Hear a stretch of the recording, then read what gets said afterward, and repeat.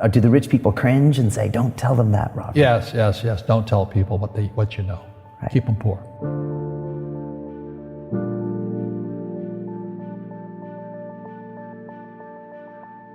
The moment I pay you, you think like an employee. The moment you accept the paycheck, your brain goes dead. That's the trap. Entrepreneurs work for free. As long as you're hungry, you'll think. The school system was designed to teach you to be an employee or a doctor or a lawyer, a specialist, but never about money. The poor will always be amongst us because it starts up here. It's in their words, and the words become flesh. But when they say, I can't afford it or I can't do that, they go down. They become what they say. And I meet so many people, I can't afford it. You think I'm made of money? My PhD dad, he says, what do you think I am, made of money? I can't afford that. And my rich dad would say, that's why he's poor. Poor people say, I can't afford it, I can't do that, I don't have time. Because it's an escape. It's an escape, you know what I mean? It's easy to say, I can't afford it. Oh, I'm too tired. Oh, I can't go to the gym. When you could go to the gym. No, I can't. Truth is, I'm just too lazy to go to the gym. And your rich dad used to say what instead of, I can't afford it? How can I afford it? How can I do that? A question opens the mind, a statement closes the mind. So when you say, I can't afford it, your mind shuts down and you become what you say. People right now who are sitting at home, who are struggling financially or worried about money or unhappy, they may be making a lot of money, but unhappy with what they're doing. It was probably taught to you. Your superego was taught, get a job, work hard, or you'll never be rich, or the rich are evil, or whatever. Poverty is passed on. It's taught in your families. And middle class is taught in families. And until you change your mindset, Correct. Money won't help you, right? Correct. And we see that with people that win the lottery, people that make more money, they still have the same problem. Right. Because they have that poor man's soul. Right. If you're poor, you'll always be poor. That's really hard for people to understand. Yeah, the money will disappear that fast. Just like most pro athletes, they make millions of dollars, and 65% are bankrupt 5 years later. It's because they come from poor families. But unfortunately, what Mr. Lipton was saying, it's passed down genetically. That's the frightening thing.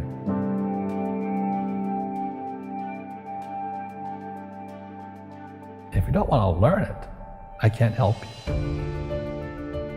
I have bad luck too. I've had financial crashes. I've had people stab me in the back, but they're all good because I grow from it. And that's spirituality.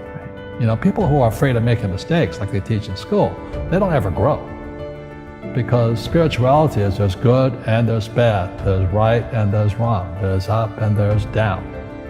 Most people only want to be right, they only want to be positive. Well, you can't have that, that's not reality. And the average person, the reason they're poor is they haven't failed.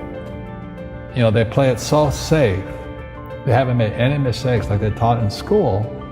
That means they don't learn anything. That's why the school system's actually fundamentally corrupt. It's anti-education. But the average guy is standing there, oh, I'm an A student, I'm going to do this all on myself. And a bunch of rugby players run you over, and you go, well, they're not playing fair. Yeah, well, you're playing stupid. You should have a team. You should have accountants, attorneys, and bankers and all that stuff. But that's not the game I want to play. I said, then don't play the game. The game of business is played with accountants, attorneys, bankers, hate to say it, politicians. You got to know the game. People say, well, money is not that important to me. Then if money is not that important to you, money is not important to you. You know what I mean? I don't care about money. The money doesn't care about you. The word does become flesh. Oh, I'll never be rich. Or the favorite one is the rich are greedy. It's the poor that are greedy. If you think about it, because to be rich, you have to give something. I have to produce books and games, and I purchase real estate, I provide housing, provide jobs and all that. That's why I'm rich. But greedy people produce nothing. You know, Einstein said, you know, imagination is more important than knowledge, but knowledge empowers imagination. And what most people lack is real business knowledge, like accounting, you know, like debt, like taxes. You gotta know that stuff, but they don't teach it in school to anybody. You see, most teachers in school, they're out of ethics. They teach subjects they themselves don't practice. Because I understood what a fake teacher is. A fake teacher is somebody who just wants a job and they'll teach anything. You know, they teach how to shine shoes if you pay them more money. But they really don't know what they're teaching. In life, one of the things I suggest to people, you gotta find a real teacher versus a fake teacher. And a fake teacher is somebody who doesn't do what they teach. And a real teacher is doing what they teach every day. Our school systems are making our students weaker. So in school, they have these things called now trigger effects. So you can't, as a teacher, you can't say anything that might upset the student. They don't want anything that might jar their point of view. You see people say, well, why don't you give the poor money? So the only problem with that is it just creates more poor people. Give a man a fish, he fishes for the day, or eats for the day. Yeah, you give a man a fish, you get a lot of people who want more fish, you know? But you teach them to fish. We become creatures of our own habits. And until we break the habit, we don't change. Our schools don't teach that.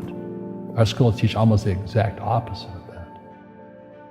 And the average person, the reason they're poor is they haven't failed.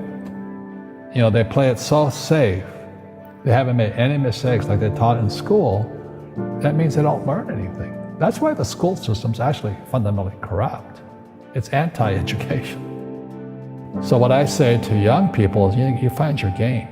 So my game financially is business, number one. Second is real estate. And that's why I pay no taxes. That's why Trump pays no taxes. Legally, it is a combination of business and real estate that gives us an unfair advantage over employees because they don't know what to do. And a lot of people would rather sit in the stands than be in the game. One of the greatest ways to acquire great wealth is playing Monopoly in real life. 4 greenhouses, 1 red hotel. But is that all there is?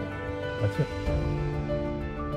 Robert, if I could give you some kind of a magic phone and you could make a call to the 20-year-old Robert Kiyosaki and give that young man a bit of advice, what would you tell him? I would just say keep going. Just do what you have to do. Just, you know, live it to the fullest, which I did.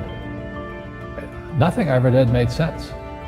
Now, could you imagine quitting a $120,000 a year job for $200 a month to go fight in Vietnam and almost die? It didn't make sense, but it was the best decision I made at that time.